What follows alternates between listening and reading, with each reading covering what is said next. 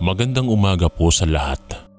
Ako nga po pala si Ellen na nakatira sa probinsya ng Quezon.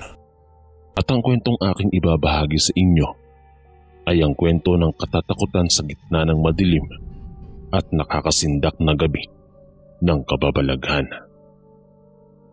Samahan niyo akong ibahagi at iparinig ang kwentong katotohanan na ibinahagi sa akin ng aking minamahal na lola na si Lola Inday. Bata pa ako noon at nag-aaral ng grade 6 sa elementarya ng aming barangay dito sa Dagkan sa Quezon. Hilig ko noon ang mag-drawing, lalong-lalo na ng mga kung ano-anong mga bagay na dumaraan sa aking isipan.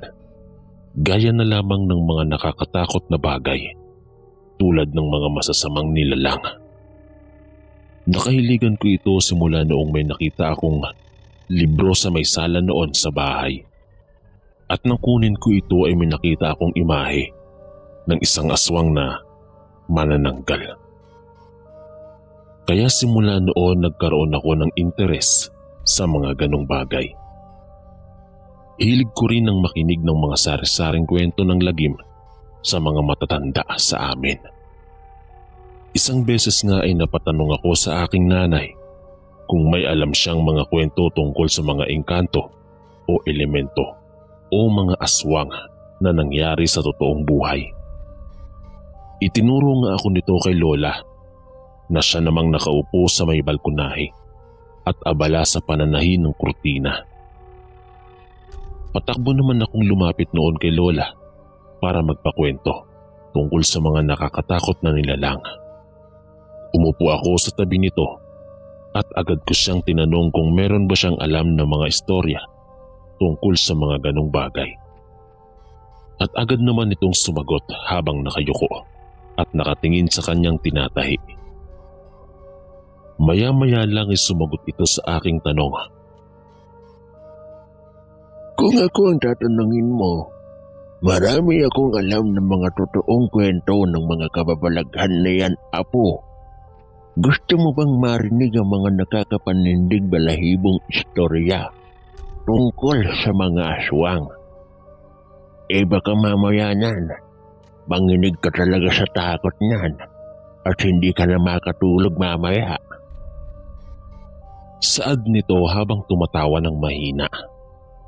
Tanong ko naman sa kanya kung tungkol saan ba ang ikikwento niya at anong uri ng aswang ito. Tik-tik daw ang ikikwento ni Lola sa akin. Dahil sa bata pa nga ako noon, ay wala akong ideya kung anong klaseng nilalang ba ito. Kaya napaisip na lang ako. Nagsimula na nga si Lolang magkwento tungkol sa bagay na ito.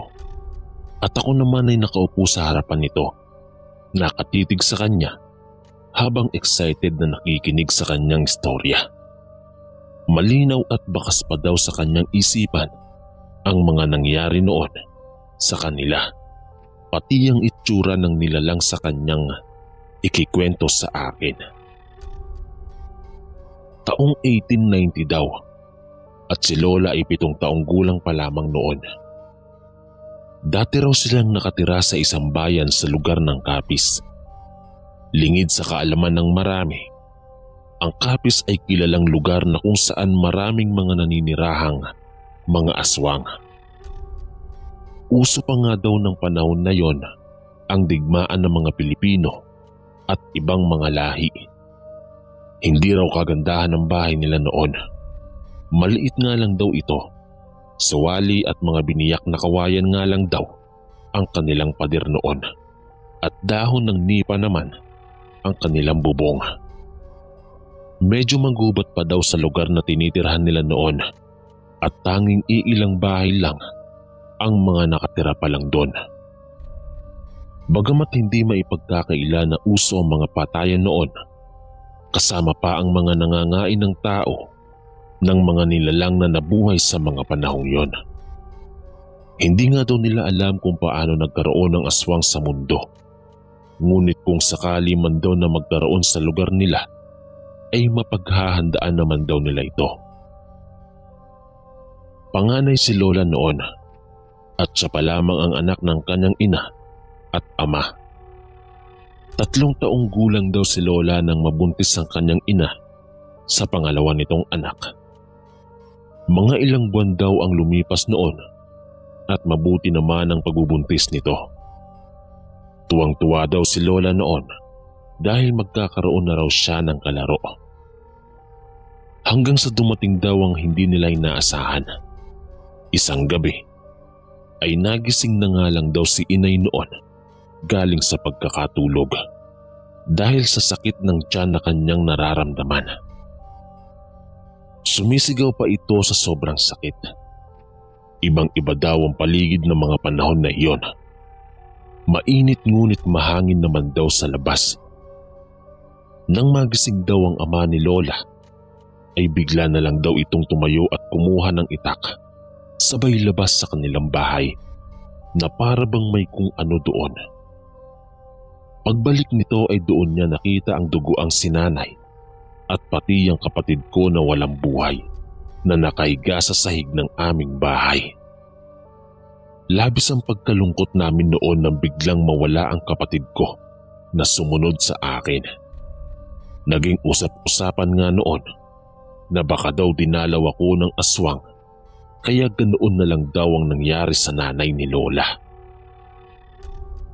Mula noon ay doble ingat ang naging paraan ng mga taga doon at baka daw ay marami pang mabiktima ang aswang na sinasabi nila.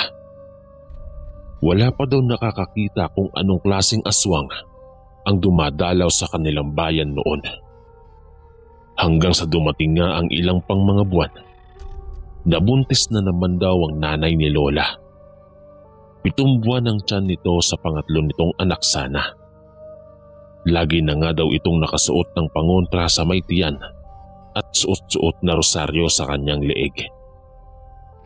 Isang araw daw noong mga bandang hapon, habang abala ang ina ni Lola sa pagwawalis sa harap ng kanilang bahay, ay bigla daw sumulpot ang isang matanda sa likuran nito na taga doon lang din sa kanila. Tiningnan daw siya at sinabihan na magdoble ingat daw ito dahil uso na daw ang aswang na paggala-gala tuwing gabi at nangangain ng mga hayop at pumapatay ng tao. Nginitian daw ito ng kanyang ina at tumalikod saglit para tapusin ang kanyang ginagawa. Umalis naman daw ang matanda at diretsong lumakad papunta sa bahay nito. Mayroon daw noong buntis din sa bayan nila. Halos kasing sabay nga lang daw ito ng ina ni Lola sa pagbubuntis. Lumipas daw ang ilang araw at gabi noon nang bigla na lang daw itong namatay. Nabalitaan nga nila ang nangyari, gawa ng mga istorya ng kanilang kabarangay. Kwento ng asawa nitong lalaki ay gabi daw noon, mga bandang 11:00 na daw at mahimbing ang pagkakatulog nilang mag-asawa. Nagising daw ang asawa nitong lalaki dahil sa parang binabangungot daw ang asawa nito. Sobrang init daw ng gabing iyon at napakatahimik ng paligid. Madilim sa labas at wala na nga ni isang gising ng mga gabing iyon. Tumayo daw ang asawang lalaki at kukuha sana ng maligamgam na tubig na ipaiinom sa kanyang asawa.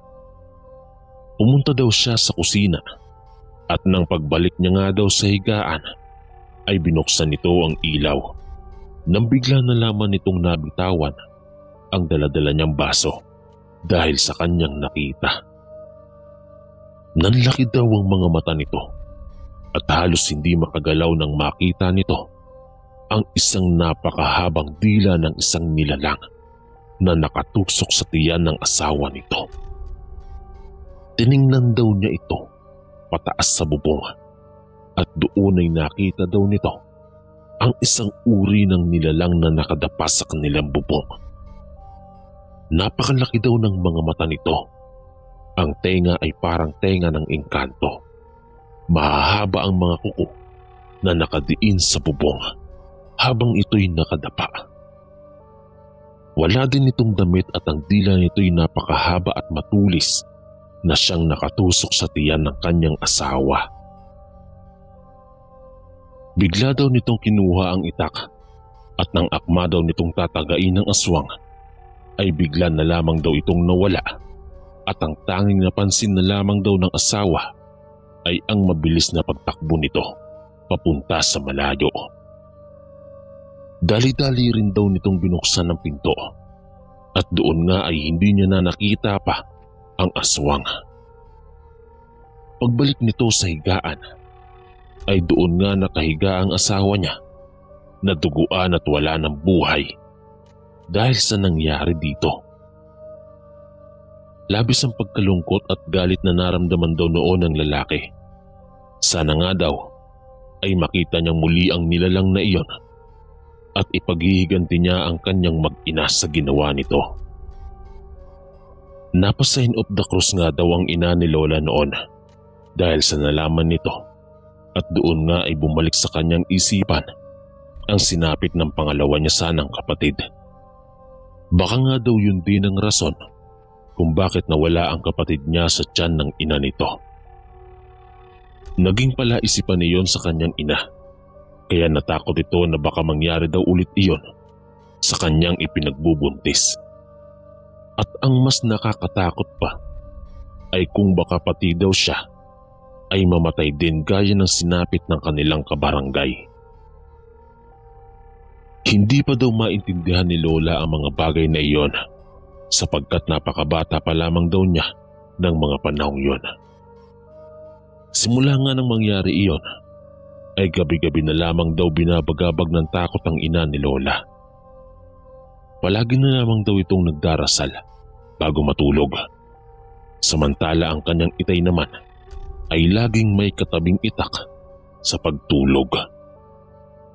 Isang gabi daw noon sa buwan ng Oktubre, habang mahimbing silang natutulog ng kanyang ina at ama, ay bigla daw siyang nagising dahil nakarinig daw siya noon ng kakaibang ingay na may mga tumatahol daw noon na mga aso malapit sa likod ng kanilang bahay at bigla daw itong natahimik. Nakaramdam daw ng takot si Lola noon kaya nagtakip ito ng kumot. Subalit paunti-unti daw ay umiinit ang paligid kahit mahangin naman daw. Hindi nga mapakali si Lola kaya gigisingin niya daw sana noon ang kanyang ama nang may bigla daw tumakbo ng mabilis sa likod ng kanilang bahay. Dahan-dahan niya daw itong sinilip at tinignan. Ngunit wala naman daw siyang nakitang tao o kung anumang nilalang doon. Kaya hinayaan niya na lamang daw yon. Dahil sa konti pa nga lang ang mga bahay doon, madilim daw talaga sa kanila kapag gabi na sapagkat wala naman daw silang sariling kuryente at hindi pa naman daw uso sa kanila yon. Tanging isang bahay lang daw sa kanila ang mayroong ilaw at kuryente dahil nagge-generator ito. Eksaktong pahiga na nga daw siya noon at pabalik na sana sa pagkakatulog nang bigla daw nagsigalawan ng mga dahon at sanga ng puno sa likod ng kanilang bahay. Napag-isip-isip niya daw na baka manok lamang ang nagdadala ng ingay doon nang may bigla daw tumalon. Dinig na dinig niya daw ang mga yabag nito na papalapit sa bahay. Hindi daw siya mapakali at tiningnan niya ulit ito. Pagsilip daw ni Lola noon ay nagkatinginan nga daw sila. Hindi niya daw alam noon kung ano yun. Basta ang alam niya lang daw ay malaki ang mga mata nito. Maitim ang paligid na para daw mata ng mga alien sa TV na nakikita niya ngayon. Hindi daw makaimik si Lola sa takot dahil sa nakita niya at ang nilalang naman daw na yon ay agad na tumakbo papalayo sa kanilang bahay. 2:00 na ng madaling araw noon at hindi pa daw si Lola makatulog.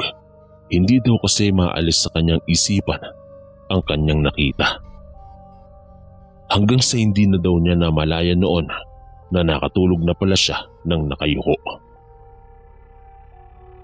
Habang kumakain daw si Lola at ang kanyang ina, ay napag-isipan niya daw ikwento ito nung umalis ang kanyang ama para magtrabaho sa pinapagawang bahay ng kanilang nakabarangay noon. Hindi nga daw sa kanya naniniwala ang kanyang ina. Baka daw panaginip niya lamang yon. Ilang gabi daw si Lola noong hindi masyadong nakakatulog.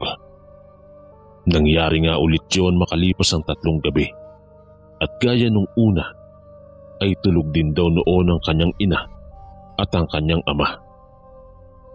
Nagising na naman daw si Lola noon sa pagkakatulog dahil sa ingay na naririnig nito galing sa labas ng kanilang bahay.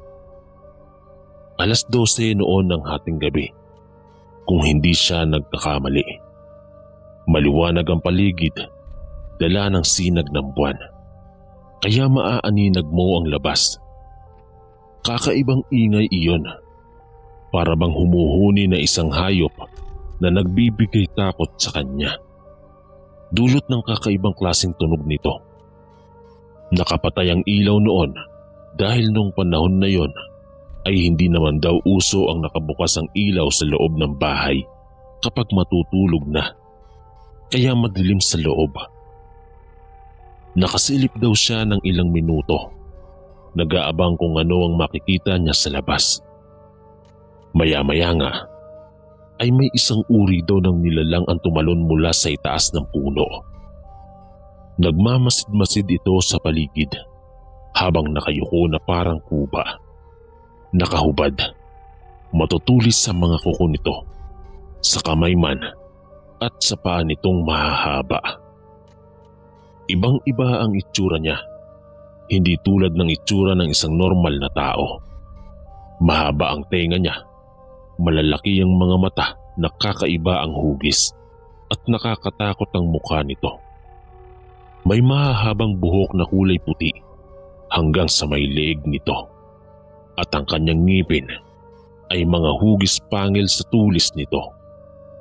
Nakabukas ang bibig nito at kitang-kita niya ang nakalabas na dila nito na singhaba ng ruler habang nakalaylay ito't gumagalaw-galaw. Tumindig nga daw ang balahibo niya noon at nakaramdam siya ng takot sa kanyang nakita.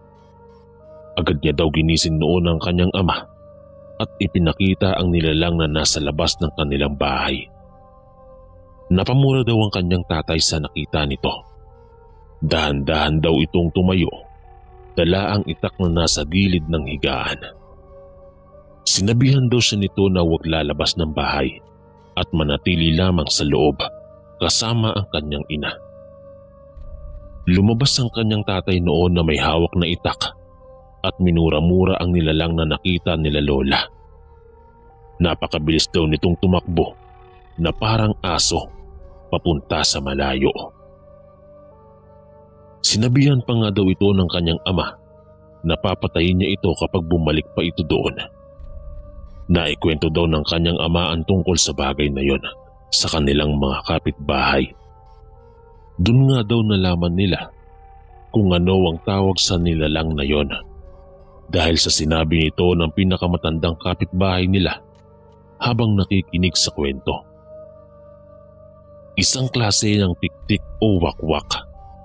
Yun daw ang tawag ng matanda sa aswang na yon. Nakakita na daw siya ng ganoong uri ng aswang noong patay noon ang asawa nito nung sila ay nakatira sa malayong bukid. Hapon noon at abala sa paghahasa ng itak ang ama ni Lola. Mukhang handa daw itong mapatay ang tiktik na nakita nila nung gabi. Baka daw kasi kung ano pa ang gawin nito sa ina ni Lola. Yun ang ikinababahala nito.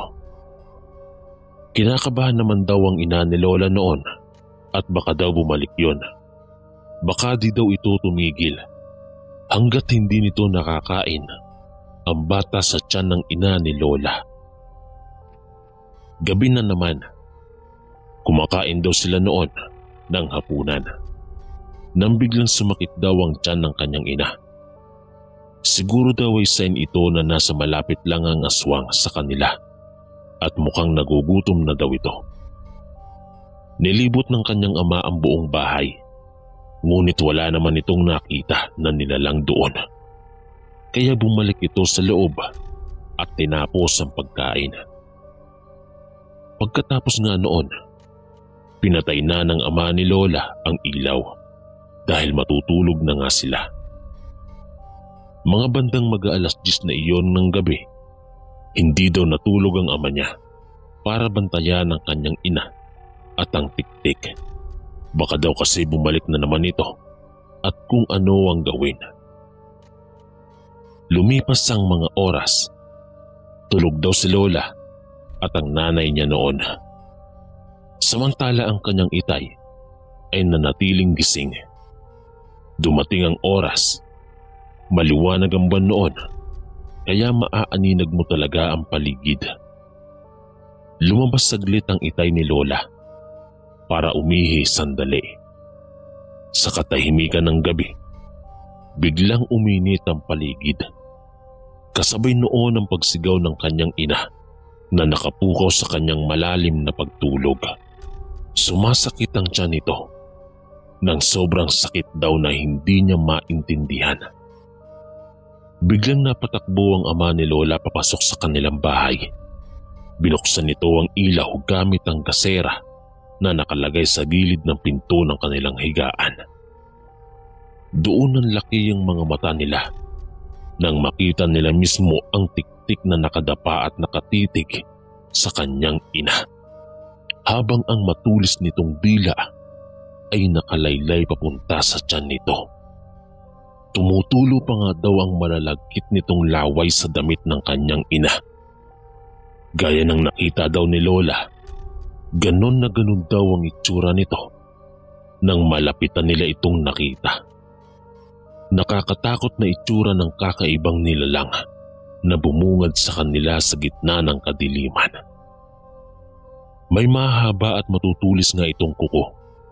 Ang mga mata nito'y malaki na kakaiba ang hugis. Nakakatakot ang mga titig nitong nanliliksik. Patawa-tawa pa nga ito na may halong kakaibang ingay habang nakadapa sa bubungan na para bang makakamit ang kanyang balak sa ina ni Lola. Napasigaw daw noon si Lola kasabay ang pag-iyak dahil sa takot nito. Napatakbo ito sa gilid ng higaan samantalang mabilis namang kinuha ng kanyang ama ang itak at doon ay tinaga ang dila ng tiktik na iyon. Naputol ito at nalaglag sa sahig. Para daw ba itong isda na tumatalon-talon sa lupa. Inapakan daw iyon ng kanyang ama, sabay ang pagtusok ng kutsilyo dito. Samantala mas lalo ngang lumakas ang tinig ng aswang dahil sa naputol ang dila nito. Nagbitaw ito ng mga nakaririnding tunog na magpapasakit ng tenga mo. Nahulog ito sa bubong at hindi nga daw makalakad ng maayos ang tiktik na yon. Nilabas ito ng ama niya, dala ang itak at hiniram niyang buntot pagi sa kapitbahay. Samantala, sinisilip naman daw nito ni Lola at ng kanyang ina sa bintana habang takot na takot sila. Nakita nila ang itsura nito na parang baliw, kinakamot ang leeg at sumisigaw at paligid-ligid na kumukulikot sa sakit na nararamdaman nito. Maya-maya pa ay bigla itong natahimik habang nakatalikod. Binato daw ito ng kanyang ama ng kahoy at dahan-dahan itong lumingon sa kanila. Sabay ng pagngiti nito ng nakakatakot na ngiti. Itinaas nito ang kanyang kamay na may mahaba at matutulis na kuko. Kasabay ang paatras nitong pagtalon papunta sa itaas ng puno. Nakatitig ito sa kanyang ama at bigla itong tumalon sa harapan nito. Umilag daw ito ngunit nakalmot naman ito ng mga kuko ng aswang. Itinaas nga daw ng kanyang ama ang itak nito at hinampas ng hinampas sa aswang. Ilag nga ito ng ilag habang nakangiti at nakatitig na parabang nakakatakot na demonyo. Kasabay naman noon ang pagsigaw ng ama para humingi ng tulong sa kapitbahay nila. Hindi naman naisipang umalis at tumakas ng nasabing aswang sapagkat ang nais nito ay makaganti dahil sa naputol ang dila nito. Tumalon ito na parang aso papalayo, ngunit hinabol naman daw ito ng kanyang ama at nang mahabol na nga ito, agad itong hinampas ng buntot pagi na dala ng kanyang ama. Pinaniniwalaan nila noon na epektibong kagamitan daw ang buntot ng pagi para maging armas laban sa mga masasamang nilalang. Tumilapon nga ito sa lupa, nakahiga at parang nanghihina. Kitang-kita namin ang itsura ng katawan nito habang sugatan na tumutulo ang dugo sa lupa. Hindi daw alam nila lola noon kung bakit hindi pa nito maisipang umalis na lamang. Nang nakahandusay nga ito sa lupa, ay agad naman itong nilapitan ng itay ni lola at doon nga daw ay pinagtataga ito. Habang hinahampas ng buntot ng pagi ang katawan nito, nakakaawa na nakakatakot ang itsura nito habang pinapanood nila ng kanyang ina sa bintana. Minumura pa daw ito ng ama habang patuloy na hinahampas hanggang sa mabawian daw ito ng buhay. Nang mga oras din na iyon ay bigla namang nagsidatingan ng iba nilang kapitbahay para masaksihan kung ano ang nangyayari doon at may mga dala itong itak at ilaw pati apoy. Noon nga ay agad daw nitong hinagisan ng dala nilang ilaw at apoy ang katawan ng tiktik na iyon upang sunugin at nang mamatay na ng tuluyan. Sinunog nga nila ang aswang habang pinapanood na matunaw ang katawan nito. Ang iba ay nagkikwentuhan samantala meron namang napapasigaw sa takot dahil sa kanilang nasasaksihan. Lumabas na nga rin daw ng bahay sila lola noon at pinanood ang eksenang iyon habang patuloy sa pagdadasal ang kanyang inay. Mabuti na lamang daw ay walang nangyari sa kanyang ina, pati kapatid nito, at hindi ito nasugatan.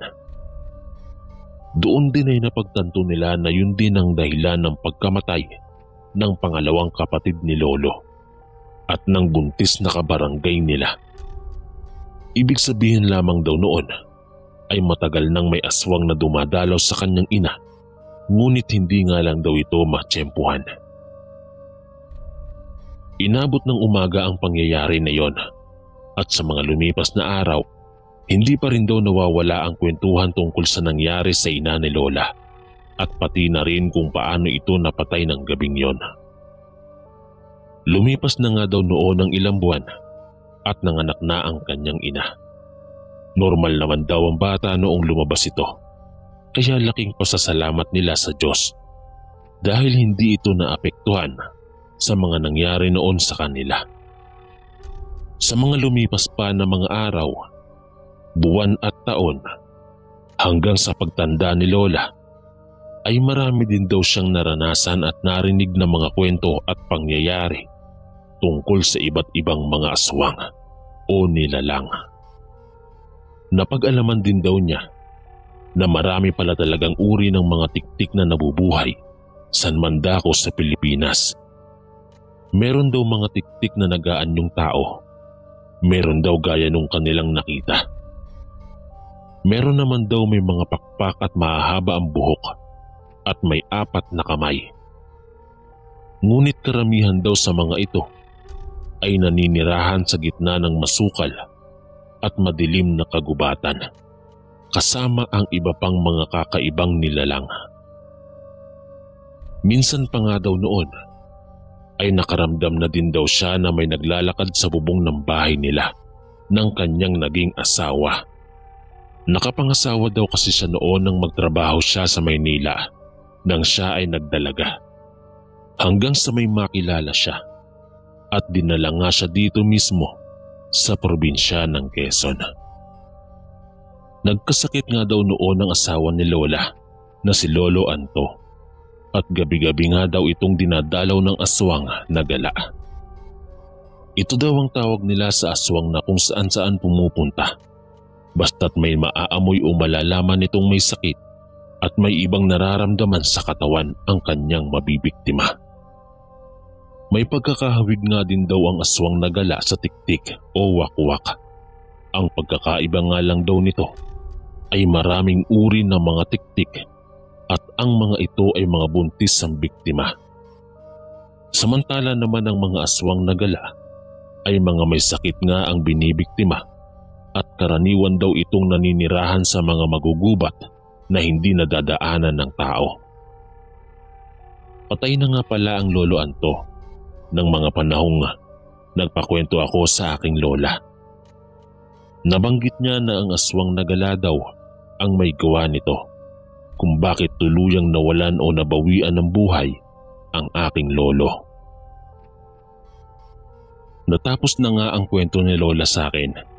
Sinabihan niya nga ako na kung makakakita man daw ako ng mga ganong klase ng nilalang, ay alam ko na daw ang dapat kong gawin. Subalit sinabi niya naman na baka daw sa panahon ngayon ay hindi naman na daw uso ang ganoong klase ng mga nilalang. Sapagkat wala naman na daw siyang nababalitaan na may mga nabibiktima ng mga ganito. Maraming mga naikwento sa akin si Lola na iba't ibang mga kababalaghan na nangyari o narinig niya noong mga kapanahunan pa lamang nila. Kung gusto ko pa nga daw na maraming gustong malaman, ay magpakwento lang daw ako sa kanya kapag wala siyang ginagawa. Sa haba nga ng kwentuhan namin ni Lola, ay hindi ko na namalayan na paggabi na pala noon. Kung hindi pa nga ako tawagin ng aking inay, ay hindi pa mapuputol ang usapan namin ni Lola. Kaya naman akin nang tinatapos ang kwento na ibinahagi sa akin ng aking Lola. Sana'y nagkaroon ng realisasyon ng kwentong ito. Ngunit lagi nating tatandaan na hindi natin kailangang matakot sa mga masasamang nilalang. Ngunit matakot tayo sa kayang gawin ng kapwa nating tao. Maraming salamat sa pagbabasa o pakikinig ng aking kwento.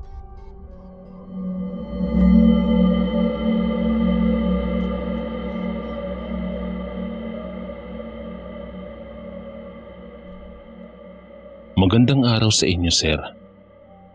Tawagin niyo na lang ako sa pangalang Alma. Nais ko lang na ibahagi sa inyo ang kwento tungkol sa aking pamangkin at sa kanyang naging manliligaw noon. Itago na lang natin ang aking pamangkin sa pangalang Denise at ang lalaki naman ay sa pangalan nating Nick. Noong mga panahong yon, dalaga pa lamang si Denise, ay hindi maipagkakailang maganda ito. Sa kadahilanang yon, maraming mga binata ang nagkakagusto sa kanya.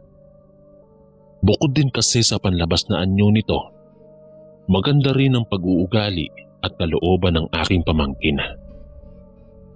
Malimit pa nga naming tuksoy noon si Denise kung kailan ba ito magnonobyo. Gayong marami namang nagkakagusto sa kanya. Tiyo, wala naman po kasing nanliligaw sa akin. Kaya hindi po ako magkakanobyo. Alangan naman ako pa ang manligaw sa kanila. Pabirong tinutugon ni Denise sa amin kapag iyon ang napag-uusapan namin ng kanyang mga tiyuhin. Hanggang sa isang beses, nang magsama kaming magpamilya dahil kaarawan ng kanyang ina, muli naming napag-usapan ang ganoong bagay. Muli namin siyang tinanong kung kailan siya magnonobyo. May nanliligaw na ba sa'yo, Denise?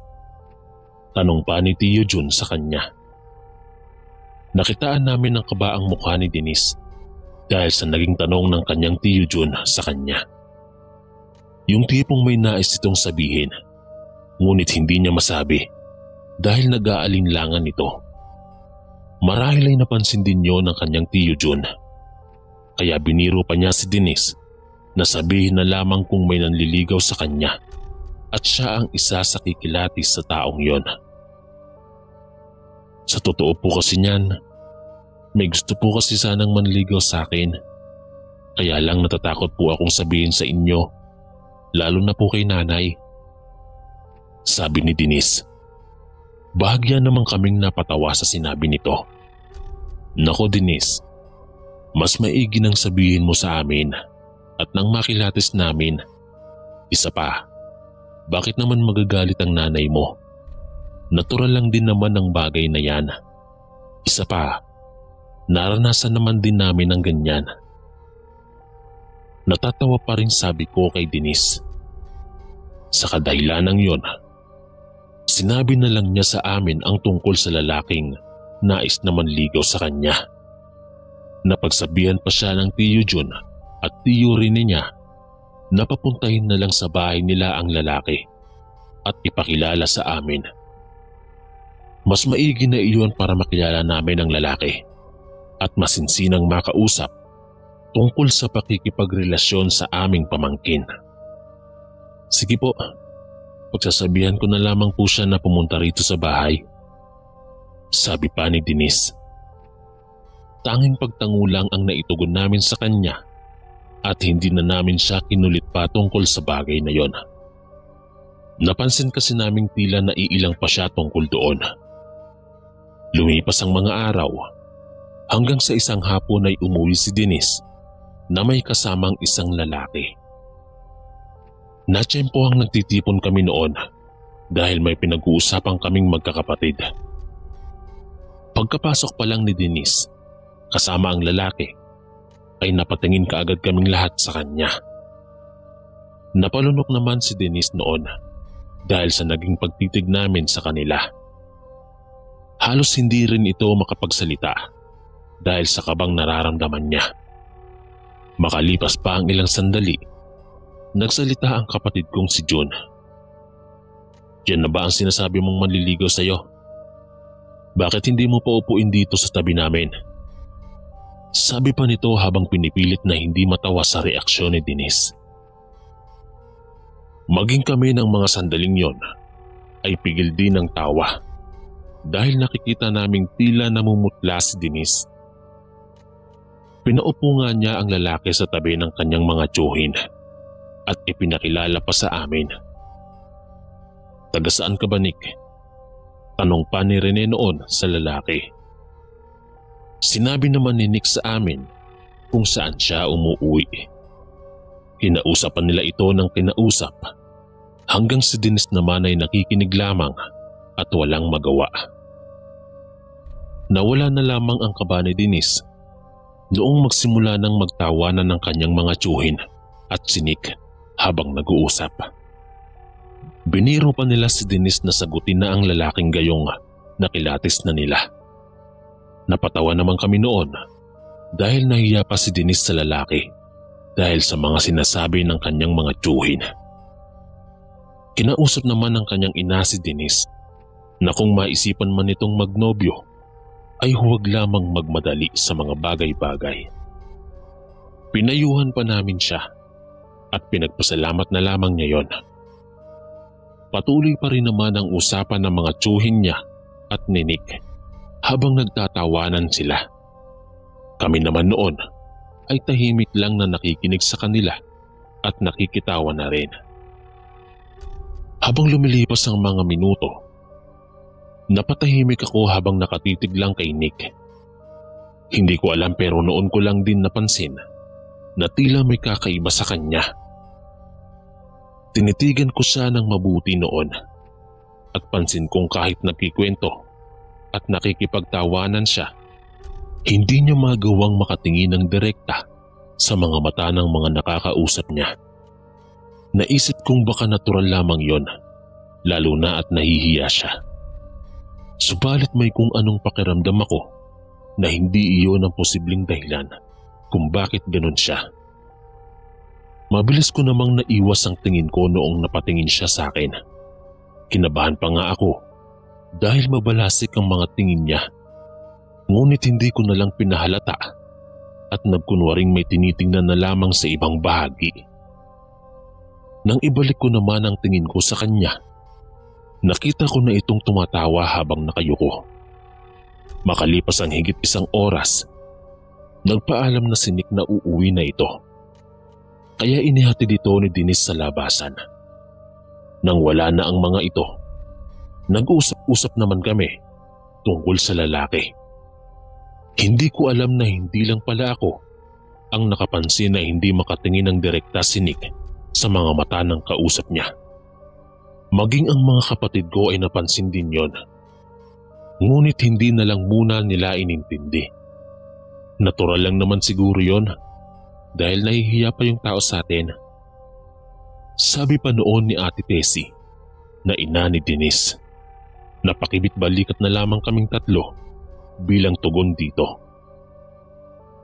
Mas maigi na lang sigurong matyaga natin ang lalaking yon.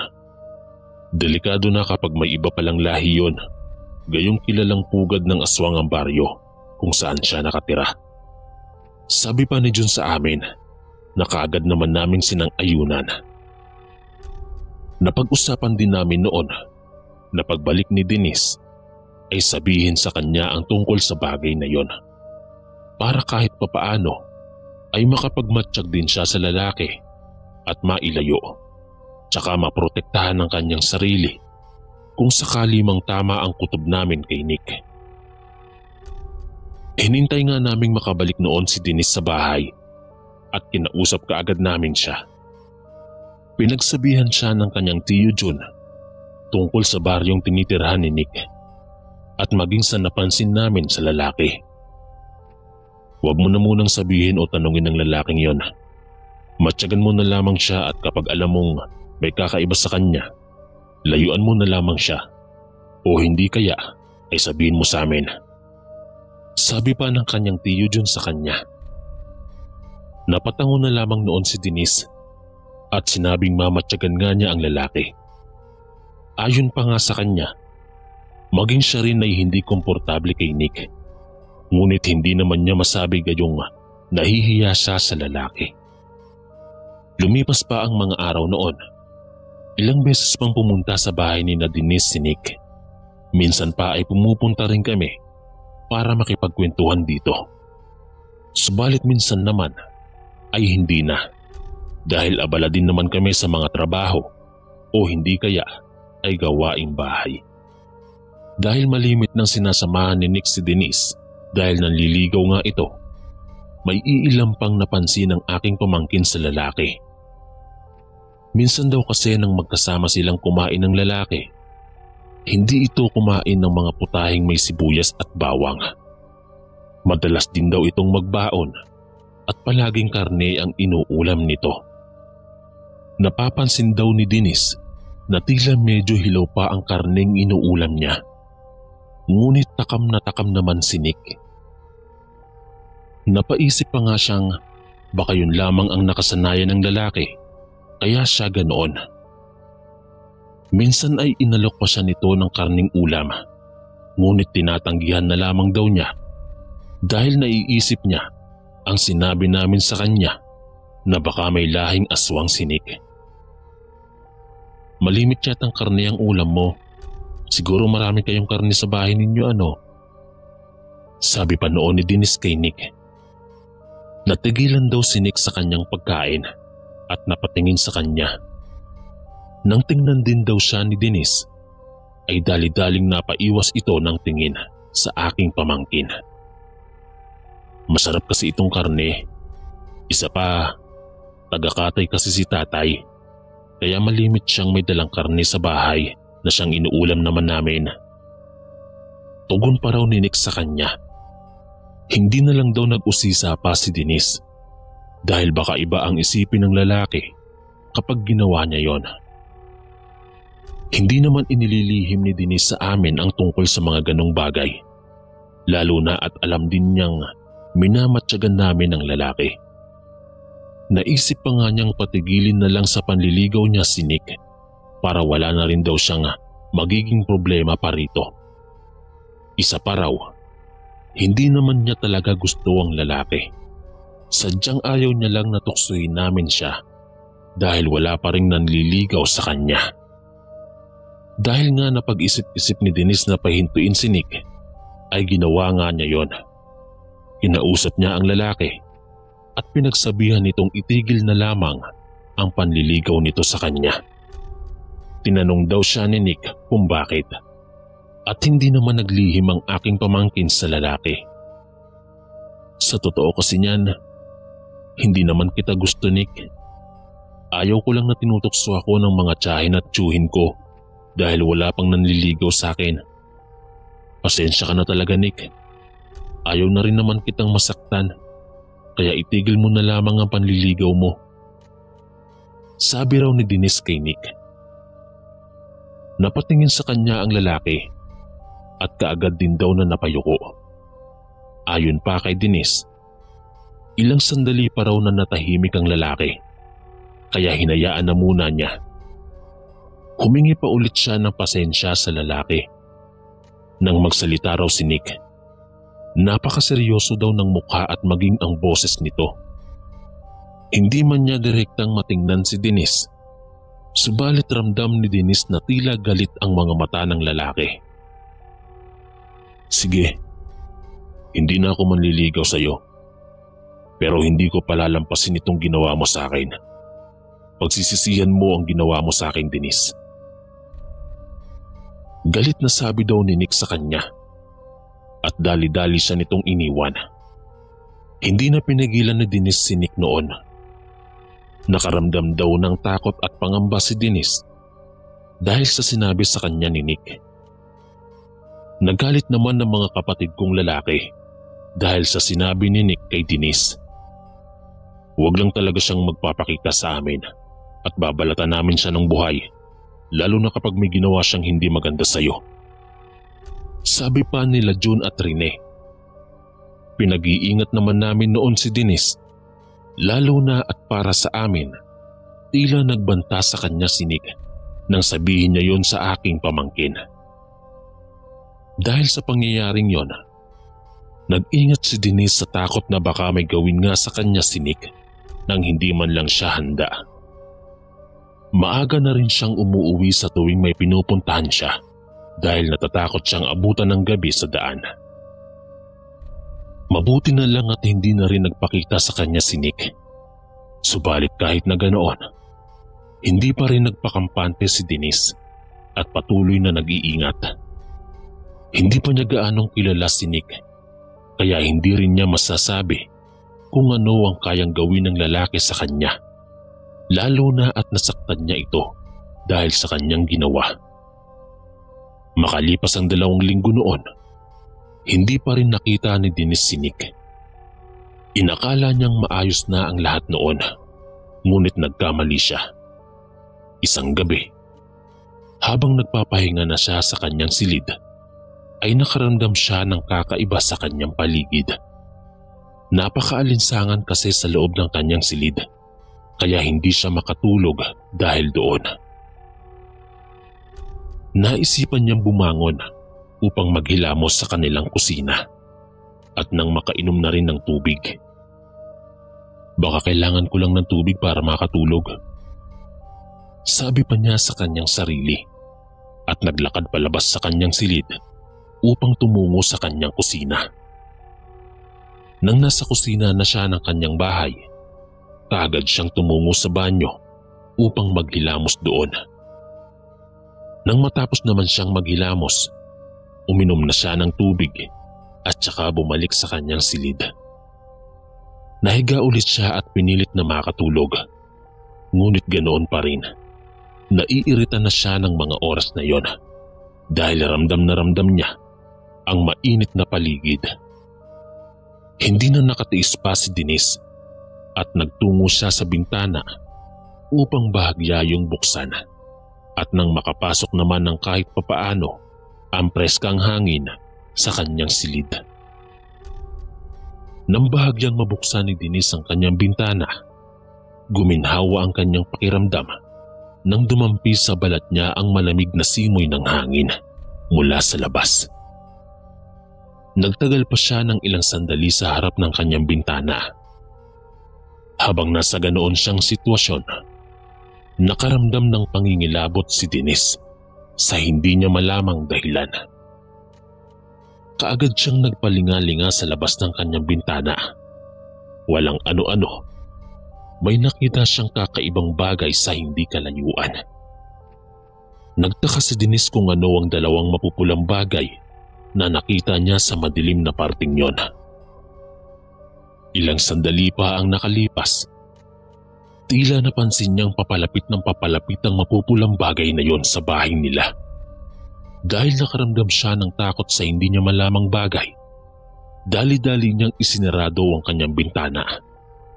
Nakuryoso rin siya kung ano ang bagay na yon, kaya naisipan niyang sumilip na lang sa bintana niya. Dahil maliwanag ang sikat ng buwan, nataong maliwanag ang pwesto ng isang malaking aso. Nakita ito ni Denise, kaya ganoon na lang ang takot na kanyang naramdaman. Nakatingin ng malaking aso sa mismong bintana ni Denise. Ngunit hindi natinag ang aking pamangkin at patuloy pa rin siya sa kanyang pagsilip. Minasdan niya kung ano ang susunod na gagawin ng malaking aso. Ilang sandali ang nakalipas noon, hindi pa rin umaalis sa pwesto nito ang malaking aso. Matalim din ang tingin nito sa bintana ng silid ni Denise na animoy alam nitong may nakasilip doon. Ipinagtaka rin ng aking pamangkin kung kaninong aso yon. Hindi niya pa kasi batid noon na aswang na pala yon. Makalipas naman ng ilang sandali, bigla daw tumalikod ang malaking aso at naglakad palayo hanggang sa mawala ito sa dilim. Kinaumagahan, nang magising si Denise ay kaagad niya kaming pinuntahan. Sinabi niya sa amin ang nakita niya ng gabing yon. Napamura naman ang tiyo Jun at tiyo Rene niya dahil sa naging kwento niyang yon. Baka minaman-manang ka ng aswang. Sigurado kung babalik pa ang nilalang na yon, sabi ni Jun kay Denise.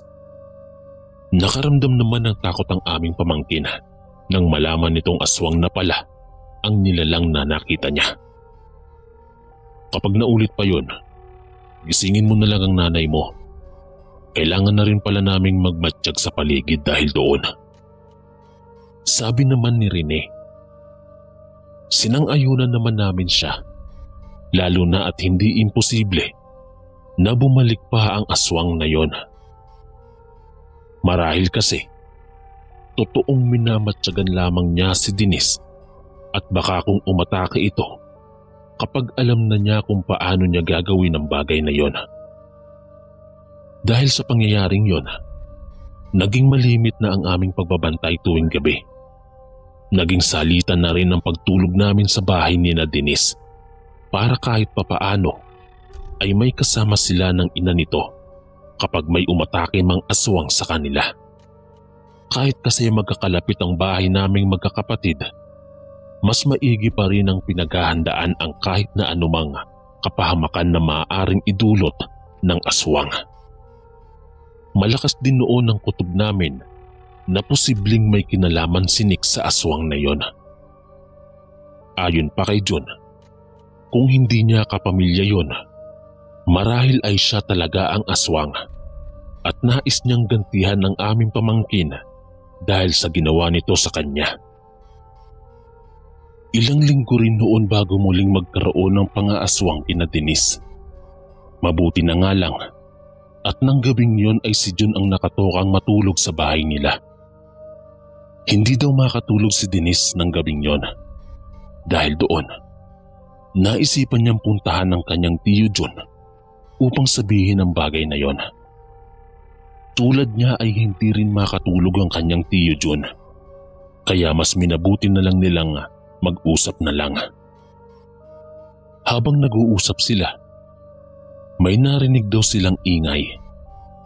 Napahinto sila sa kanilang pag-uusap noon at saka pinakinggan kung saan nagmumula ang ingay na kanilang naririnig. Dinala naman sila nito sa silid ni Denise dahil nagmumula sa labas ng bintana nito ang malakas na pagkaluskos. Sinenyasan ng kanyang tiyo Jun si Denise na manahimik at huwag gagawa ng kahit na anong ingay. Sinunod ni Denise ang kanyang tiyuhin. Dahan-dahan namang naglakad ang aking kapatid patungo sa bintana ng silid ng pamangkin niya. Nang naroroon na siya, bahagya siyang napasilip sa labas Malakas na napamura si John dahil sa nakita niya roon. Walang iya ka. Anong ginagawa mo dito sa bintana ng pamangkin ko? Papatayin kitang aswang ka. Sigaw ni John noon. Dali-dali rin siyang tumungo sa kusina at kumuha ng itak doon. Sumunod sa kanyang tiyuhin si Denise habang tinatanong nito kung ano ang nakita niya. Hindi naman tumugon sa kanya ang kanyang tiyuhin. Dito ka lang at huwag kang lalabas. Delikado sa labas dahil naroroon ang aswang. Sabi pa ng aking kapatid kay Denise. Tumango naman si Denise bilang tugon sa kanyang tiyuhin. Dahil sa pagsisigaw noon ni John, nagising na si Ate Tessie. Tinanong pa nito si John kung ano ang nangyayari at sinabi naman ni John sa kanya na may aswang sa labas. Lumabas na nga noon si John at saka nagsisigaw sa labas ng bahay ni Denise. Dahil doon, nagising naman kaming dalawa ni Rene at dali-daling nagtungo sa bahay ni Ate Tessie. Naabutan pa namin si John na nasa labas ng bahay ni Ate, kaya sinamahan na lang siya ni Rene. Habang ako naman ay dumiretso sa loob ng bahay nila Ate. Nang makapasok ako, sakto namang nagmumura si Rene at John sa labas.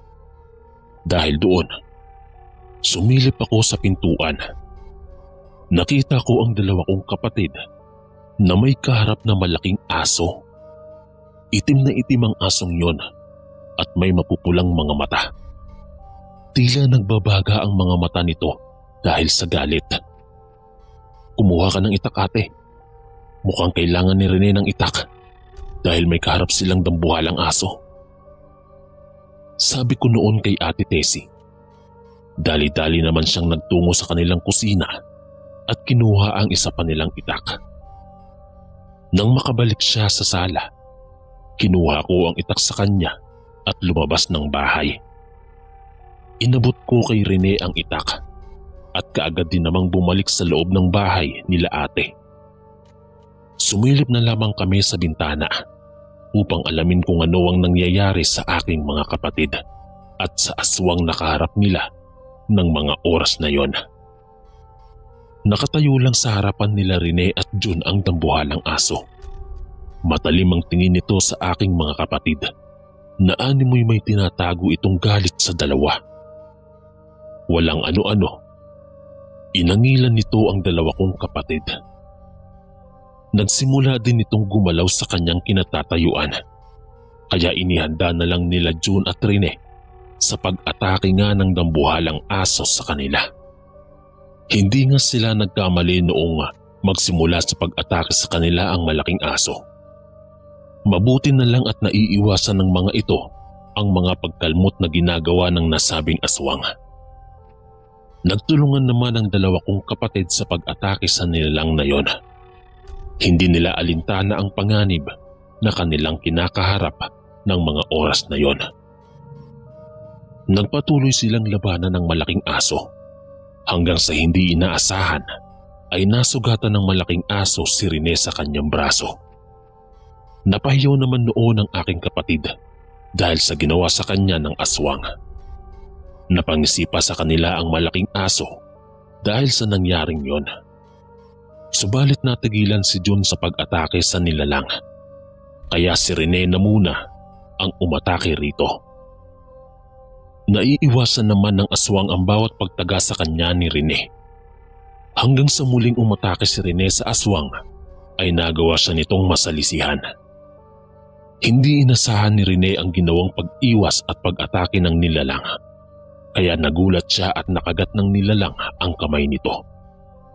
Napapasigaw noon si Rene habang iniaangat siya ng malaking aso.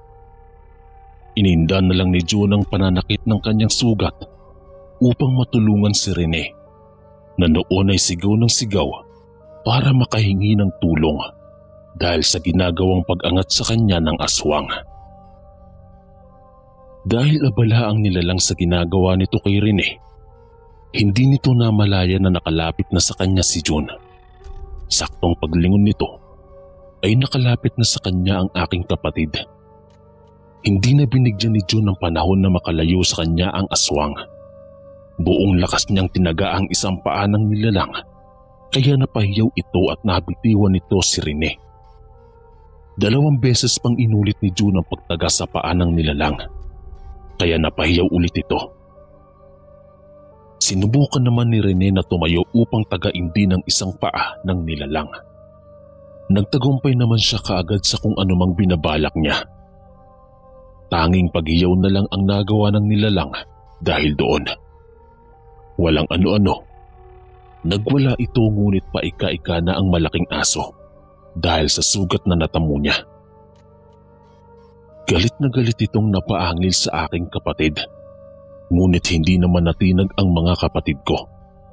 Sumenyas pa sila sa isa't isa na muling tagain ang paa ng nilalang ng sabay. Kaya ginawa nila yon. Isang malakas na alulong ang napakawalan ng nilalang dahil sa ginawa ng aking mga kapatid sa kanya. Dahil doon, nawalan ng balanse ang nilalang at napahandusay na lang sa lupa.